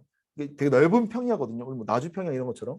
여기가 왜 유명하냐면 워낙 넓다 보니 평지다 보니까 옛날 전투는 이렇게 이것처럼 막 미사일 쏘고 이런 게 아니고 이렇게 진과 진이 딱 맞서가지고 이렇게 가서 진과 진이 이렇게 싸우는 거예요. 그러니까 넓은 곳이 필요하겠죠. 그러니까 거기에는 어마어마하게 많은 피가 뿌려져 있어요. 그러니까 그 땅은요 피비린 너희는 이제 너희 자식들은 피비린내 나는 그런 전쟁의 장소 이렇게 얘기하시는 거예요. 그리고 루하마가 긍휼이거든요. 긍휼. 로가 부정어예요. 노 이런 뜻이에요. 노. 그러니까 루하마는 너는 긍휼, 너에게 절대로 긍휼함이 없을 거야. 로아멘 이제 암미가 백성이거든요. 내 백성 이런 뜻인데 암미가 로암미라고 하면서 너는 내 백성이 아니야라고 얘기하고 있죠. 그럼에도 불구하고 하나님은 끊임없이 이들에게 이 얘기를 하시는 이유가 뭐냐면 여러분 호세아서를 보면 진짜 절절해요. 하나님이 호세아를 통해서요 이스라엘 백성들 제발 좀 돌아와라. 제발 좀 돌아와. 제발 좀 돌아와. 제발 너희 이렇게 큰 죄를 지었고 내가 너희를 공격하겠지만 너희를 혼내겠지만 내가 너희를 혼내는 너희를 돌아가게 하고 싶어서 그런 거야 하면서 끊임없이 진짜 호세아를 보면 절절하게 하나님께서 제발 돌아오라고 얘기하고 있어요. 그러면서 내가 너희를 회복시킬 거야. 그러나 이스라엘 백성들의 자손수가 바다에 모래와 같이 되셔서 헤아릴 수도 없고 셀 수도 없을 것이며 전에 그들에게 이르기를 너희는 내 백성이 아니다. 로암미 했던 그곳에서 그들에게 이르기를 너희는 살아계신 하나님의 아들들 내 아들 암미라고 할 것이다. 너희 형제에게는 암미라 하고 너희 자매에게는 루하마 긍휼이 있다라고 할 것이다 하면서 너희가 하나님께 돌아오라 내가 너를 회복시킬 것이다 이런 얘기를 하시는 거예요. 우리 하나님의 마음 참 그렇죠. 그죠? 그러면 아모스 선지자를 통해서 무슨 얘기냐면 그 당시 그 시대 그렇게 번성했던 시대에 최악으로 이 빈부격차 뭐 연약한 자들을 압제하는 게 끝내줬습니다. 그래서 그걸 이제 고발하죠. 이스라엘이 가난하고 힘없는 자를 압제하고 이런 내용들 돈을 위해서 의인을 판다. 가난한 자에게 그러니까 하나님을 떠난 이스라엘 백성들 가장 부유하면 뭐합니까? 뭐 라스베가스 같은 느낌이죠. 그 안에 이제 패역함과 악이 가득 차 있는 상황, 이런 상황들을 이제 얘기하는 겁니다. 그리고 종교 혼합주의에 대해서 아모스를 통해서 얘기하죠. 너희는 반드시 심판이 임할 것이다. 이해하죠. 그래서 이렇게 얘기하죠. 그러므로 그들이 이제 사로잡힌 자 중에서 앞서 사로잡히리니 기식 켜는 자가 떠드는 소리와 떠드는 소리가 그치리라. 만군의 하나님 여호와의 말씀이니라. 주 여호와가 당신을 두고 맹세하셨노라. 내가 야곱의 영광을 싫어하며 그 궁궐들을 미워함으로 이 성읍과 거기 가득한 것을 원수에게 넘기리라. 그러니까 이제 멸망의 심판이 이제 이 아모스를 통해서 전해진 거죠. 그럼에도 불구하고 너희가 돌아온다면 그날에 내가 다윗의 무너진 장막을 일으킬 것이고 허물어진 것들을 옛적까지 세울 거야. 그들이 에돔의 남은 자들과 내 이름을 일컫는 만국을 기업으로 얻게 하리라. 이 말씀하시는 거예요. 회복할 것이다. 근데요, 이들은 하나님께 돌아오지 않습니다. 그러니까 이 세 명의 선지자가 들어왔음에도 불구하고 되는 거죠. 예후의 왕조는 스가랴로 이어지고 얘도 여로보암이 기록하고요. 이제 암살당합니다. 살룸이라는 사람에게 암살당하고 살룸도 무나햄이라고 하는 사람에게 암살당하고 이때 이 아수르가 침공하기 시작하죠. 디글라 빌레셀 3세가 북이스라엘 침공합니다. 그럼에도 이 무나햄도 여로보암의 길로 갔어요. 부기히야 아들 그의 아들 부가히야도 여로보암의 길로 갔어요. 베가도 이제 앞에 있는 왕을 죽이고 등장하죠. 얘는 남유다 아하스를 공격합니다. 아하스 때. 그래서 이렇게 얘도 여로보암의 길로 갔어요. 또 얘도 앞 뒤에 있는 사람들 죽습니다. 호세아라는 사람이 등장하는데 얘도 반란합니다. 얘도 여로보암의 길로 갔어요. 이때 이제 호세아 때 아수르가 침공, BC 722년에 이제 사마리아를 침공하고 멸망시키고 이스라엘 백성들 다 아수르 들어가고 이제 살만에셀 5세 때 완전히 함락시키고 사르곤 2세 때 인물 이동하게 되는 이런 사건이 등장하면서 북이스라엘은 역사에서 사라집니다. 그래서 이스라엘을 다윗의 집에서 찢어 나누심에 그들이 느버세아든 여로보암을 왕으로 삼았더니 결국에 뭐 때문에 망했냐라고 했을 때 그 망한 이유가 이스라엘 망한 이유가 걔네가 군사력이 약해서 이런 게 아니고 성경은 명확하게 합니다. 그들이 첫 번째 왕 여로보암을 왕으로 삼았고 그 여로보암이 여호와를 떠난 그 범죄 때문에 내가 그를 망하게 했다. 그리고 모든 선지자를 통해서 말했음에도 불구하고 안 돌아왔다라고 하는 것 때문에 망했다는 겁니다. 그래서 이들이 어떻게 되냐면 이제 이 당시에 이제 아시리아가 요 지역을 다 먹었습니다. 넓은 땅덩어리를. 그래서 이제 사마리아에서 잡혀가게 되죠. 액티바나까지 하는데 잡혀갑니다. 이제 남유다는 끝이 난 거죠. 이제 북이스라엘 얘기 좀 해보겠습니다. 우리 밑에 있는 내용 한번 읽어보겠습니다. 시작. 다윗의 길을 따르다가 벗어났다가 하던 변덕스러운 왕국 올라갔다 내려갔다 내려가겠습니다. 이제 남유다는 어떤 내용들이 있을까요? 한번 보겠습니다. 그러면 아까는 여로보암의 악한 길이라고 했어요. 근데 이제는 다윗의 의로운 길을 얘기할 겁니다. 자, 우리 이 13장 14절 같이 한번 읽어보겠습니다. 시작. 지금은 왕의 나라가 길지 못할 것이라 여호와께서 왕에게 명령하신 바를 왕이 지키지 아니하였으므로 여호와께서 그의 마음에 맞는 사람을 구하여 여호와께서 그를 그의 백성의 지도자로 삼으셨느니라 하면서 이게 사울에게 했던 얘기 아닙니까? 다윗을 세울 때. 그래서 하나님의 마음에 합한 왕, 그렇죠? 그래서 다윗이 세워집니다. 그래서 다윗에게 두 가지 언약을 주시는데 다윗 언약이라고 하는 것과 등불 언약입니다. 그래서 이 다윗 언약이 등불 언약으로 이제 발전한 거죠. 그래서 다윗 언약은 사마 7장에 나오는 것처럼 얘기하는 것처럼 내 몸에서 날 씨를 내 뒤에 세워서 그의 나라가 견고하게 될 것이다. 나는 그의 나라 왕위를 영원히 견고하게 할 것이다. 그가 혹 하나님 앞에서 범죄를 한다면 내가 사람의 매와 인생의 채찍으로 징계할 것이기는 한데 빼앗지는 않을 거다. 그래서 존속되는 거예요. 이것 때문에 하나님께서 다윗에게 주신 이 약속 때문에 이게 발전한 게 등불 언약입니다. 그래서 그의 아들에게는 내가 한 가지 지파를 주어서 내가 거기에 내 이름을 두고자 하여 택한 성읍 예루살렘에서 내 종 다윗이 항상 내 앞에 등불을 가지고 그러니까 등불이 꺼지지 않는 거예요. 불이 꺼지지 않는 밑에 이렇게 심지에 기름이 있어서 기름을 채워지는 한 불이 안 꺼지는 거예요. 그래서 하나님께서 내가 다윗의 집안은 지키겠다라고 하신 약속해 주신 거죠. 그래서 이제 앞에서 이제 북이스라엘의 왕들의 평가 기준은 여로보암의 길로 갔느냐 이게 평가 기준이었는데 유다 왕들의 평가 기준은요 얘가 다윗과 같이 행했더라 이게 평가 기준입니다. 이게 좋은 거예요. 이해되셨죠? 그래서 자 여기는 이제 예수님이 웃고 있는 도장을 찍겠습니다. 그래서 다윗처럼 참 잘했어요. 이렇게 할 겁니다. 이건 이제 제가 이제 아까처럼 이렇게 그 동그라미를 찍을 건데 요 왕관이 있는 거는 이제 하나님 나라의 정통성입니다. 정통성. 그리고 요건 등불 언약. 요거는 가족이었다 이 얘기입니다. 근데 남유다의 왕자 한번 볼게요. 남유다의 왕들은요. 사실 이제 요 세 가지 다 있습니다. 언제나. 왜냐면 이 정통성이 계속 이어지고 있고 등불 언약이 계속 있는 거고 또 이제 한 번도 다른 이제 사람이 그러니까 뭐 죽어가지고 왕조가 바뀐 적은 없기 때문에 한번 이렇게 보겠습니다. 여러분 제가 세 가지 파트 나왔어요. 긍정적인 왕, 부정적인 부분적으로 긍정적인 왕. 이제 부정적인 왕 위로부터 이제 평가를 한다면 이제 상중하겠죠. 수우미게 수우면 수미가 정도로 하겠습니다. 수미가 그죠? 이 정도로 하겠습니다. 그래서 이제 긍정적인 왕, 부분적으로 긍정적인 왕, 부정적인 왕이 되는데 첫 번째로 솔로몬은 처음에 시작할 때 긍정적인 왕이었어요. 이상적이고 지혜로운 왕이었죠. 여러 사람 성전을 건축합니다. 근데 얘 말년이 안 좋습니다. 말년이 여인들에게 마음을 돌려 다윗의 마음과 같이 하지 않았다. 그러니까 다윗처럼 행했어요가 아니고 다윗처럼 하지 않았다라고 얘기합니다. 그래서 이 솔로몬 때 산당들을 많이 세웁니다. 안타깝게도. 그리고 그의 아들 르호보암이 세워지는데요. 르호보암 아까 이제 전갈책직 그 인간, 전갈책직 그 인간입니다. 유다가 여호와 보시기에 악행을 행했다 이렇게 평가받습니다. 유다가 여호와 보시기에 악행했다. 그래서 얘는 르호보암 때는요 이방 종교가 많이 들어오게 되고 아버지의 관행을 답습하게 되죠. 신전창기가 들어오게 되고 산당들도 르호보암도 여전히 세웁니다. 나쁜 놈 이렇게 생각하시면 됩니다. 르호보암 나쁜 놈. 그리고 그의 아들 아비암이 세워지는데 그 역시 다윗의 마음과 같지 않았다라고 하면서 나쁜 평가를 받습니다. 그런데 그럼에도 불구하고 내가 너희를 망하지 않게 할 건데 왜 그랬더니 내가 다윗에게 등불을 주어서 이 얘기하는 거죠. 네가 아우 이 나쁜 놈들. 하지만 우리 애들이 가끔씩 너 자꾸 말 안 들으면 너 뭐 딴 집에 줘버릴 거야 아니면 다리 밑에 버려버릴 거야 얘기하지만 결코 버리지 않는 것과 좀 비슷한 내용들. 사랑의 매는 때리지만 이런 느낌인 거죠. 자 그리고 요 뒤에 부분적으로 긍정함을 받는 아사라는 사람이 세워집니다. 얘도 이제 종교 개혁을 어느 정도 합니다. 근데 산당들은 저가지 못해요. 근데 평가가 다윗과 같이 여호와 보기에 정직하게 행하였으나 라고 평가 좋게 하는데 산당은 제가지 못했다고 이렇게 나오는 거죠. 아사왕.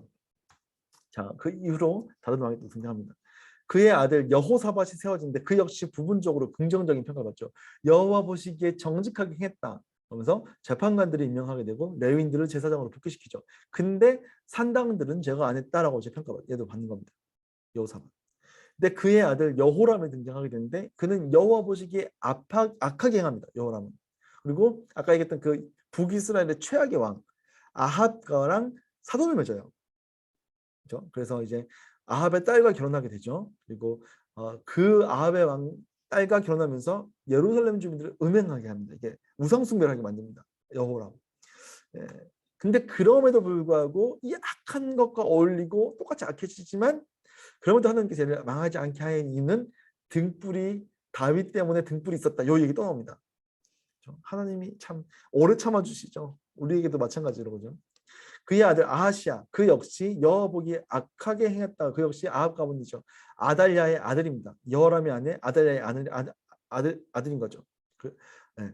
요 왕이요 아하시야 왕이 이제 그 남유다랑 같이 그 전쟁에 나갔다가 남유다랑 북이스라엘 같이 전쟁에 나갔다가 아까 그 나왔던 부분적으로 아주 긍정적인 살짝 긍정적인 평가를 받았던 북이스라엘 왕인 예후에게 죽습니다. 이런 내용들 나중에 살펴보겠고 요때 이렇게 아하시아의 어머니 아달랴 그러니까 이 아합의 딸 아달랴가 북이스라엘 아합의 딸이 자기 아들이 죽자요. 자기 아들이 죽자 남유다의 다른 모든 왕족들 다 몰살시켜 버립니다. 그리고 자기 스스로 여왕이 돼가지고 다스리는 거예요. 얼마나 악했겠습니까? 그래서 이때 여호야다 제사장이 다윗의 씨 중에서 요아스라는 사람을 몰래 숨기고 그에게 기름을 붓죠. 그런 얘기 살펴보시면 되게 재밌습니다. 그래서요. 요아스는 여호야다 제사장이 살아있는 동안에는 참 그죠? 약간 이스라엘 백성들 같아요. 여호수아와 그와 함께 있던 장로들이 살아있는 동안에는 여호와를 섬겼으나 이런 느낌 비슷한 거죠. 요아스는 여호야다 생전에는 여호와 보시기에 정직하게 행했으나 산당들은 제거하지 못했어요. 또 대신에 바알 우상과 바알의 제사장들을 제거하는 일을 하죠. 근데 여호야다 제사장이 죽은 이후에는 바알과 아사를 섬깁니다. 그래서 스가랴 제사장도 살해하고요. 그 역시 살해당하죠. 그래서 그의 아들 아마샤가 세워지는데 그도 부분적으로 긍정적인 평가를 받습니다. 여호와 보시기에 정직했다. 그러나 다윗까지는 않았다. 하나님 다윗을 너무 좋아하세요, 그죠? 다윗을 너무 좋아하세요. 산당들 제가 하지 못하고요. 에돔의 신들을 섬깁니다. 이 역시 살해당합니다.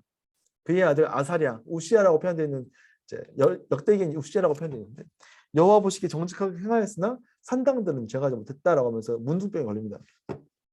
그래서 또 요담도요. 여호와 보시기에 정직하게 행했다. 이게 보세요. 이 부분적으로 긍정적인 네 왕이 4번 연속돼요. 이건 참 긍정적인 일들이죠. 근데 이 긍정적인 왕들이 계속 세워졌음에도 불구하고 여전히 존속되는 문제가 뭐냐면요. 산당들을 제거하지 못해요. 그러니까 종교 개혁을 하긴 했는데 이게 이 하나님 앞에서 개혁을 하긴 하는데요. 많은 부분 하기는 하는데요. 그러니까 이 앞에 있는 이제 뭐 아까 얘기했던 그 악한 왕들 요아스나 아마샤 그러니까 요아스 아마샤 요 앞에 있는 왕들 있지 않습니까? 그 악한 왕들. 그러니까 요 그때 악행들이 요아스랑 아마샤랑 아사랴 요담 때는 좀 어느 정도 상쇄가 돼요. 근데 이 계획들이 완벽하지는 못했습니다. 그래서 다 제거하지 못해요. 산당들을 다 제거하지 못합니다. 솔로몬이 시작한 죄를 아직도 못 버리고 있는 거예요. 그래서 이 사람들이 아주 선한 왕들입니다. 그럼에도 불구하고 요아스랑 아마샤는 살해당하고 아사랴는 문둥병에 걸리는 고통을 좀 받습니다. 이 4명의 왕이 착한 왕이 통치했을 때도 불구하고 진정한 유다의 개혁을 이루지 못해요. 그리고 마침내 요담이 4번째 요담 왕이 죽고 그의 아들 아하스가 왕이 오게 되죠. 이 아하스는요 다시 옛날로 돌아갑니다. 악한 왕이에요. 여호와 보시기 정직하지 않았고 이스라엘의 열왕의 길. 와 진짜 이거 최악이죠. 여러분 보세요.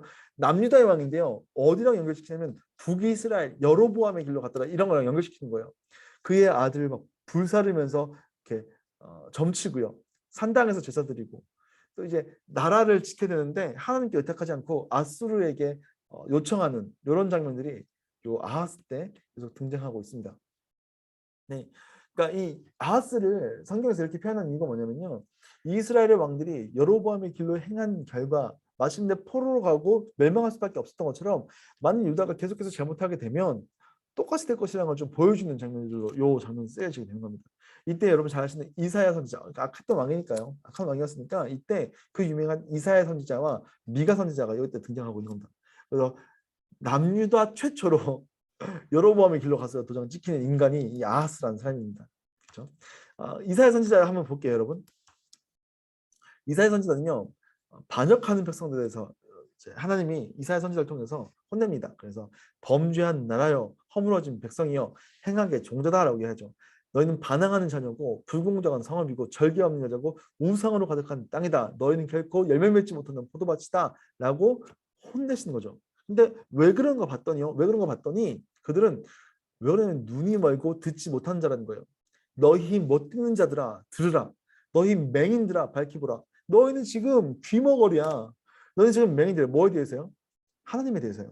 눈이 있어도 보지 못하고 귀가 있어도 듣지 못하는 내 백성을 이끌어내라. 이게 무슨 얘기냐면 이스라엘 백성들이요. 하나님이 보시기에가 예전에 한번 노아 때도 얘기했었지만 날 때부터 악한 거예요. 아담의 자손으로부터 하나님께서 끊임없이 이들을 율법으로 세워가고 끊임없이 이들을 지켜주고 기다려주고 언약으로 끌고 가지만 이들이 끊임없이 망가지는 이유가 뭐냐면요. 죄로 인해서 그 다음에는 이 죄된 상태로 인해서 영적으로 보지도 못하고 하나님에 대해서 인식하지도 못하고 하나님의 말씀을 들어도 못 듣는 거죠. 이런 어느 날에 말씀이 어마어마하게 많죠. 지난번에 사무엘 얘기하면서 말씀이 희귀한 시대였다라고 얘기하는데 어느 날에 유튜브 보면 진짜 말씀이 너무 많아요. 알 수 없는 알고리즘이 우리를 말씀을 이끌죠. 그렇죠? 우리가 말씀 인터넷으로 다른 교회 설교 몇 번 들으면 제 이렇게 유튜브 화면에 여러 개의 막 설교가 막 떠 있어요. 알고리즘으로. 말씀이 엄청나게 많은 시대예요, 여러분. 근데 문제는 뭐예요? 말씀 들어도 못 들어요. 들을 생각이 없어요. 왜냐면 하나님과 우리가 소통하려면요, 우리는 영적인 존재가 되는데 하나님 우리를 영으로 창조하셨잖아요. 제가 처음에 첫 번째 강의에서 얘기했듯이 하나님께서 창조하실 때 흙으로 비추고 영으로 그 안에 생기를 불어넣으셔서 우리 영적인 존재로 하나님과 소통할 수 있는 존재인데 이 영이 죄로 인해서 죽었기 때문에 하나님의 형상이 파괴된 거고 하나님의 말씀을 듣지도 못하고 인식하지 못하고 눈으로 보지도 못하는 거예요. 선지자가 아무나 가서 떠들어도. 그래서요 어떻게 되냐, 하나님께서 반드시 심판하신다고 하는 거예요. 내가 포도밭을 공허하게 할 것이다. 너희로 잡혀가게 할 것이다. 그러나 너희가 이렇게 악한 것을 행하지만 내가 너희를 사랑하기에 너희의 눈과 귀를 회복할 거야. 그렇죠? 그래서 뭘 보내시는 거예요? 성령을 보내시는 거예요. 원래 우리가 하나님 앞에 반응할 리가 없어요. 여러분, 우리가 구원론에 있어서 우리가 구원받는 이 문제에 있어서요. 사람은요 스스로 하나님께 나갈 리가 없어요. 근데 우리가 말씀을 들어도 하나님 말씀을 못 들어요. 그러니까 지금 그 예수님 똑같은 얘기하잖아요. 귀가 없고 또 보지도 보아주 못하는 이들, 흑암에 있는 백성들, 이들 가운데 예수님께서 오셨고 그가 말할 때 원래 아무도 안 듣잖아요. 예수님 얘기도 안 듣잖아요. 근데 하나님께서 귀를 열어주시고 눈을 뜨게 한 자들, 그러니까 신학적으로 얘기하면 거듭남이죠. 거듭남. 거듭나게 한 자들만 그 말씀을 들을 수 있는 거예요. 하나님께서 약속하시는 거예요. 너희는 날 때부터 너의 죄로 말미암아 하나님 앞에 나아갈 수 없는 자들, 들을 수 없고 하나님의 율법을 지킬 수 없는 자들이야. 근데 내가 마지막 날이 되면 내가 너희를 그 캄캄한 데서 눈으로 보게 할 거야. 그리고 내가 너의 모든 죄를 너희 대신 지고 가게 할 내 고난받는 종, 이게 여기서 온 거예요. 내가 너희가 고난 줄 건데 내가 너를 살리기 위해서 내 종을 보낼 거야. 하나님의 종이 대신 고난을 받고 야곱을 하나님께로 돌아오게 하고 이방의 빛이 되며 눈먼 자를 보게 하고 갇힌 자를 끌어낼 것이다. 많은 사람의 죄악을 담당하여 그들을 의롭게 하실 것이다. 라고 하는 고난받는 종에게 여기서 오는 거예요. 누군지 아시죠, 여러분? 그 오실 분, 예수님입니다. 그러니까 이때부터 이스라엘 백성들은 대망사상이 있었어요. 메시아 대망사상, 메시아가 크게 기다리는 이런 것들 때문에. 그래서 오직 여호와가 내게 영원한 빛이 되며 내 하나님이 내 영광이 되어서 돌아올 날이 올 것이다라고 그들을 향해서 희망의 소망의 메시지 주신 거예요. 미가는 뭘까요? 미가는 너희는 들으라. 그들 가운데 죄를 폭로하죠. 너희들 불공정, 뇌물, 아까 거기랑 비슷합니다. 스바냐랑. 그래서 너희가 하나님의 율법을 도덕적으로 잘못하고 있다. 근데 이제 미가 선지자는 이 이스라엘 백성들 얘기하는 걸 이제 뒤집어 엎는 거죠. 우리는 율법이 있어서 괜찮아. 얘기한 거 뒤집어 엎는 겁니다.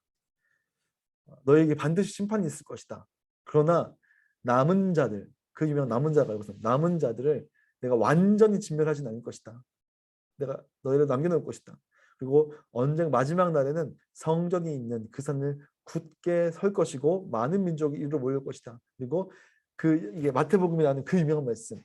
베들레헴 에브레다야 너는 유다 족속 중에 작을지라도 이스라엘 다시 자가 너에게 살릴 것이다. 라고 하는 미가서 5장 2절 말씀 여기서 나옵니다. 그래서 그리스도를 떠올리게 만드는 마태복음에서 인용한 베들레헴은 넌 작지 않다. 이 얘기 나옵니다.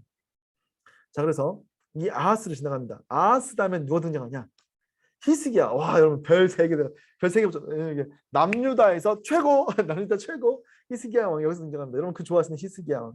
하나님 평가가 굉장히 좋습니다. 다윗과 같이 여호와 보시기에 정직했다. 드디어 이게 도전 드디어 나왔어요. 한 번도 안 하다가 드디어 나옵니다. 다윗처럼 참 잘했어요. 투표를 받은 사람이 누구냐면 히스기야입니다. 히스기야. 다윗과 같이 여호와 보시기에 정직하게 했다. 하나님을 신뢰했다. 대대적인 종교개혁을 강행하죠. 언약갱신, 예배 회복, 산당 제거, 성전 전환, 절기 회복 다 하는 거예요. 그래서 이 히스기야 때 위기가 있었는데요. 아수르가 침공합니다. 랍사기가 히스기야한테 와가지고 막 하나님을 조롱하죠. 야, 니네 하나님 널 보호할 것 같아? 막 하는 거예요. 히스기야가 그 아수르 왕 랍사기의 말을 굉장한 랍사기의 말을 듣고 하나님 앞에 기도가 나갑니다. 하나님, 원하건대 이제 우리를 그의 손에서 구원하여 주십시오. 라고 엎드려서 막 기도하는 거예요. 그랬더니 하나님께서 응답하시죠. 그래서 내가 나와 나의 종 다윗을 위하여 그 등불언약 너희를 구원하리라 해가지고요. 어떻게 됩니까?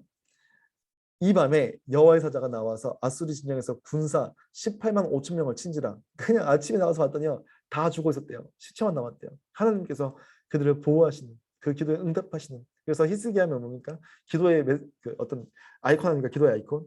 그죠?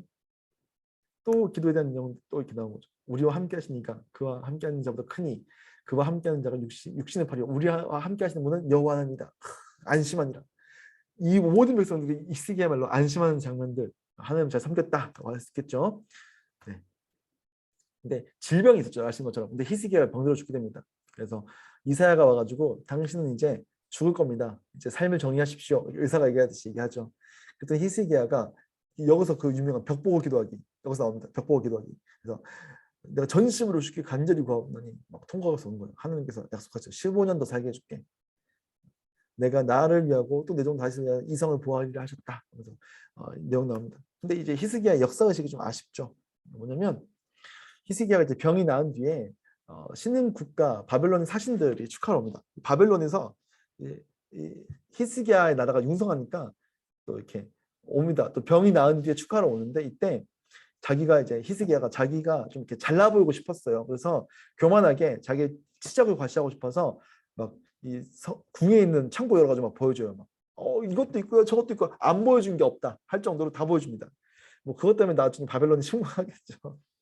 그래서 이사야가 등장해가지고 왕국에 있는 모든 것들을 하나님께서 한 건데 결국에 이것들은 네가 자랑했기 때문에 바벨론으로 다 옮겨버릴 거야. 하나도 안 남길 거야. 그리고 또 왕의 몸을 아들 중에서 사로잡혀서 바벨론 왕궁의 환관이 될 거야 이렇게 경고하죠. 근데 히스기야는요 뭐라고 하냐 진짜 이게 참 아쉬워요. 그러니까 인간의 연약함이죠. 다윗처럼 짱이에요 했지만 부족함이 있어요. 뭐냐면 자기가 이렇게 범죄했거든요 하나님 앞에서. 근데 뭐라고 하냐면 히스기야가 이사야에게 이르되 당신이 전한 바 여호와의 말씀이 선하다. 하나님 너무 좋아요. 왜냐면 이게 나 때는 태평성대하고 내 아들 때 이렇게 된다니까 너무 다행입니다. 이러고 있어요. 그죠? 아우 참.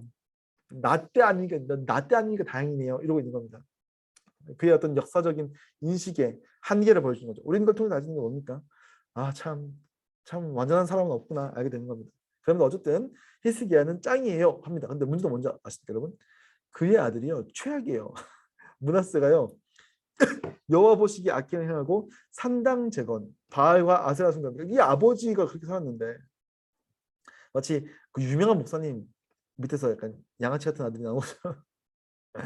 그죠? 아합과 같이 성전에 아합과 같이 하나님 여호와의 성전 안에다가 우상 잔치를 벌입니다. 우상 잔치. 성전에 온갖 우상과 다른 신들을 위한 제단을 다 집어넣습니다. 아들이 불러지는 거냐고. 그러면서 평가가 뭐냐면요. 원수인 열방보다 더 악한 놈 이렇게 성경이 평가합니다. 하나님. 그래서 얘도 여로보암의 길로 갔어요. 나오는 겁니다. 그리고 이어지는 아몬도요. 아버지랑 똑같이 범죄하고 아버지처럼 겸비하지 않고 아버지도 그러니까 므낫세가 최악인 줄 알았어. 아하스가 최악인 줄 알았는데 므낫세가 더 짱이야. 더 나가서 아몬은 더 짱이야. 최악으로 막 치닫고 있는 거예요. 안타깝죠. 그런데 그럼에도 불구하고 거기서요. 요시야 왕이 나옵니다. 요시야 왕. 얘도 별 3개. 별 3개짜리입니다. 얘도 다윗처럼 참 잘했어요. 나오는 두 번째 왕이죠. 이 요시야 왕도 여호와 보시기에 정직하게 행하고 다윗의 길로 갑니다. 이 유명한 율법책 발견 사건이죠. 그 종교 개혁을 단행하면서 그 중에서 이제 성전을 숨겨졌던 돈 같은 거 찾고 있는 일을 하다가 그 성전 보수하는 그 궁을 보수하는 일 중에서 율법책을 발견한 신명기라고 이제 추측하는데 신명기 말씀을 보게 되죠. 그 말씀을 통해서 대대적인 종교 개혁을 강행하는데 산당을 제거하고 점쟁이 박수를 제거하고 제단과 우상을 파괴하고 처음으로 사사기 이후에 처음으로 유월절을 지킨다.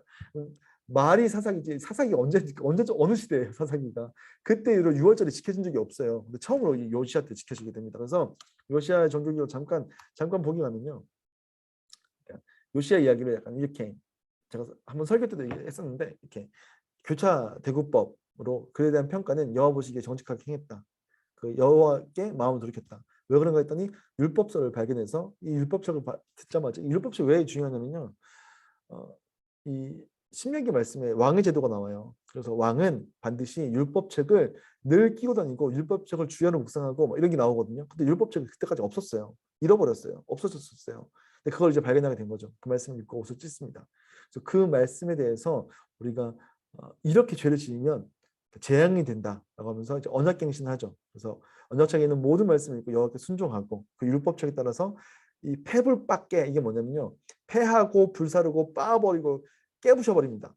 그래서 깨뜨려 버립니다. 그래서 그 얼마나 이 요시아의 종교개혁이 얼마나 어마어마했는가를 보여주는 게 빼뿔밖에입니다. 패뿔밖에 발음이 어렵네요. 패뿔밖에 패하고 불사르고 우상들을 철저하게 단행합니다. 그래서 그리고 사사가 다스리던 때부터 유월절을 지킨 일이 없었는데 처음으로 유월절을 지키면서 하나님 보시기에 참 착한 왕이었다라고 하는 겁니다. 예, 그래서 그는 참 괜찮은 왕이었어요. 근데 문제는 뭐냐면 아이고, 네. 이렇게 네. 잠깐만요. 이게 여기 뭐가 더 나와야 되는데. 주머니 뭐가 빠졌네. 내가 뭐 하나 지웠나? 잠깐만. 요 사이에 왕들이 있어요. 왕들이 있는데 문제는 뭐냐면 저 요시야 때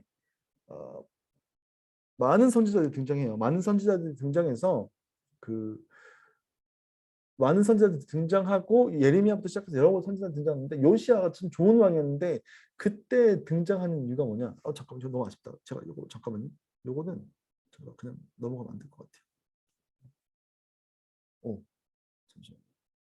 이거 제가 보여드릴게요. 잠시만요. 중간에 제가 뭘 하다가 지웠나 봐요. 잠깐만요, 여러분. 잠깐만. 이거 없으면 안 되거든요. 여기 있네요.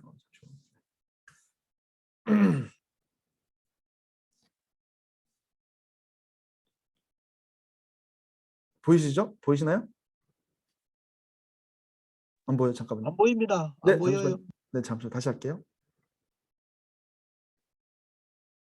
제가 중간에 뭐 하다가 지웠나 보자. 이때 요시아 왕 때 이 좋은 왕, 별 3개짜리 왕, 다윗 왕처럼 잘 쓰는 이 왕 때요. 스바냐, 예레미야, 나훔 선지자가 등장해요. 아까 제가 말씀드렸잖아요. 그 좋은 왕들, 그 나쁜 왕들 있을 때 선지자를 많이 보낸다고. 근데 여러분 여기서는 좋은 왕인데 참 잘했어요 왕인데 스바냐, 예레미야, 나훔 선지자가 등장해요. 그래서 스바냐는 여호와의 날이 임박했다. 뭐 나를 기다리는 얘기하고 나훔 선지자는 이제 느니웨가 멸망 앞에서 요나가 얘기했던 것들을 엎어버리는 건데 아수르가 수도 니네가 멸망할 것이라는 얘기 나오는데 이게 왜 그러냐면요. 요시아가 종교 개혁을 대대적으로 강행했어요. 그럼에도 불구하고 이 나라가 이미 왕조가 든 거예요. 요시아가 그렇게 개혁했음에도 불구하고 이미 망해가고 있었던 거죠. 그리고 그의 아들 여호아스가 여호보기 악행을 행하고요. 그러니까 요 간극이 있는 거예요. 요시아가 그렇게 잘했는데 여호아스 때 완전히 또 다시 악행을 해가고 요 사이에 많은 선지자가 있었던 건 뭐냐면 지금 요시아가 신명기 말씀 이 모세의 율법책을 발견했음에도 불구하고 종교개혁을 단행했음에도 불구하고 여호와 보시기에 악한 걸로 돌아가 버린 건 통해서 우리가 뭘 알 수 있냐면 율법으로는 안 되는구나. 율법으로 인간의 상태를 바꿀 수 있는 게 아니구나 라고 하는 걸 깨닫게 되는 거예요. 율법 이상의 무언가가 필요하다. 이해가 되시죠? 율법으로 안 된다는 거예요. 그래서 여호와김 때 하박 선지자 바벨론을 이용하여 유다를 치신다. 열매가 없어도 신뢰해라. 무화과 나뭇잎이 마르고 이걸 하는 거죠. 그리고 그의 아들 여호와 아들이 아니죠. 여기가 아마 동생인가 사촌 동생이었던 것 같은데 여기도 악한 일 행하고 이것도 여호와의 선지자. 너희는 진짜 안 될 놈들이야. 안 될 놈이야. 근데 그러나 마지막 날에 내가 나의 영으로 모든 백성에게 부어주리라. 이게 여기서 나오는 거예요. 자, 너희는 율법으로 도저히 너희는 내가 아무리 가르쳐도 못 듣는구나.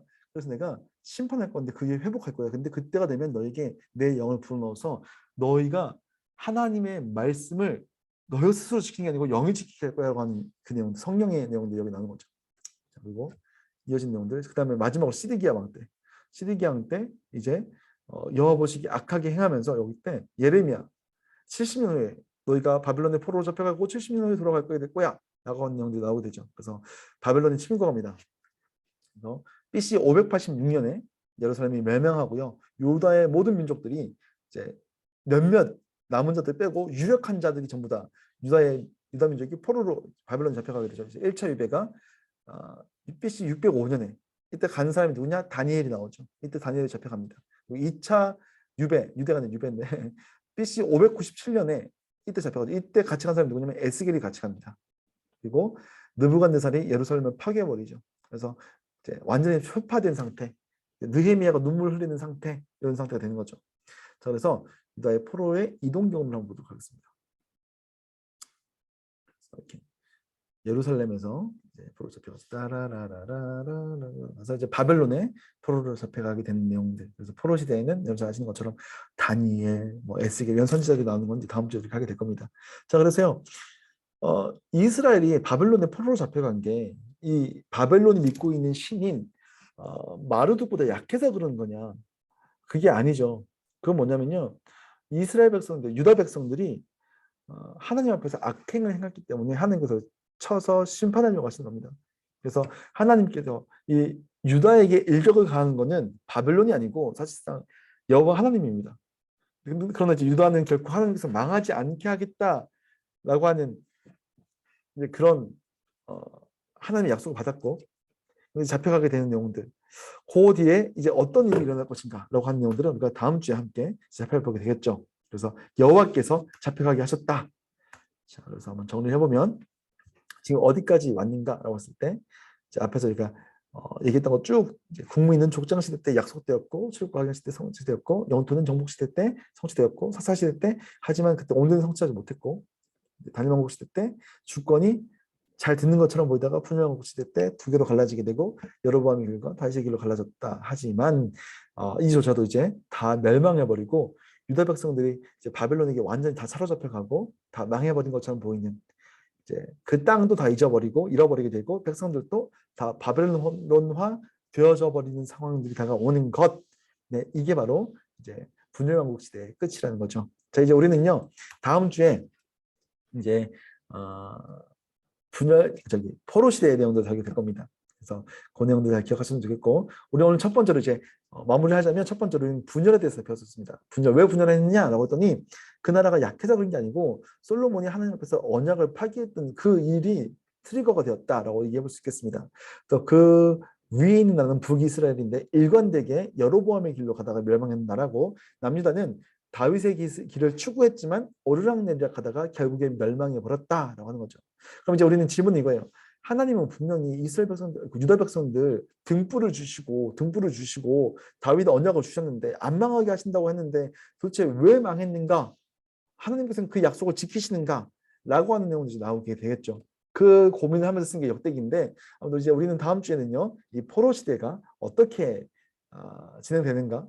그 포로로 잡혀간 곳에서도 그들은 하나님의 백성이었는가? 하나님은 이 예루살렘과 유다를 떠난 그 나라에서도 여전히 하나님이신가? 라고 하는 내용들, 어떻게 그 하나님 나라를 회복시키실 것인가? 라고 하는 내용들 다음 주에 함께 살펴보도록 하겠습니다. 자, 그래서요.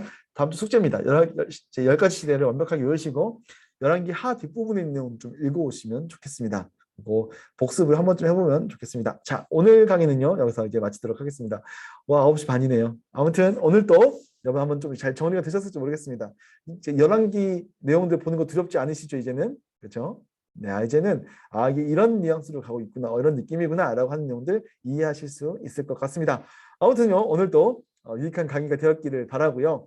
다음 주에 또 포로 시대 가운데 하나님께서 어떻게 하시는지를 기대하면서 한 주간 또 잘 보내보도록 하겠습니다. 전 또 마치고 또 영상 강의로 올려드리도록 하겠습니다. 모두 수고하셨습니다.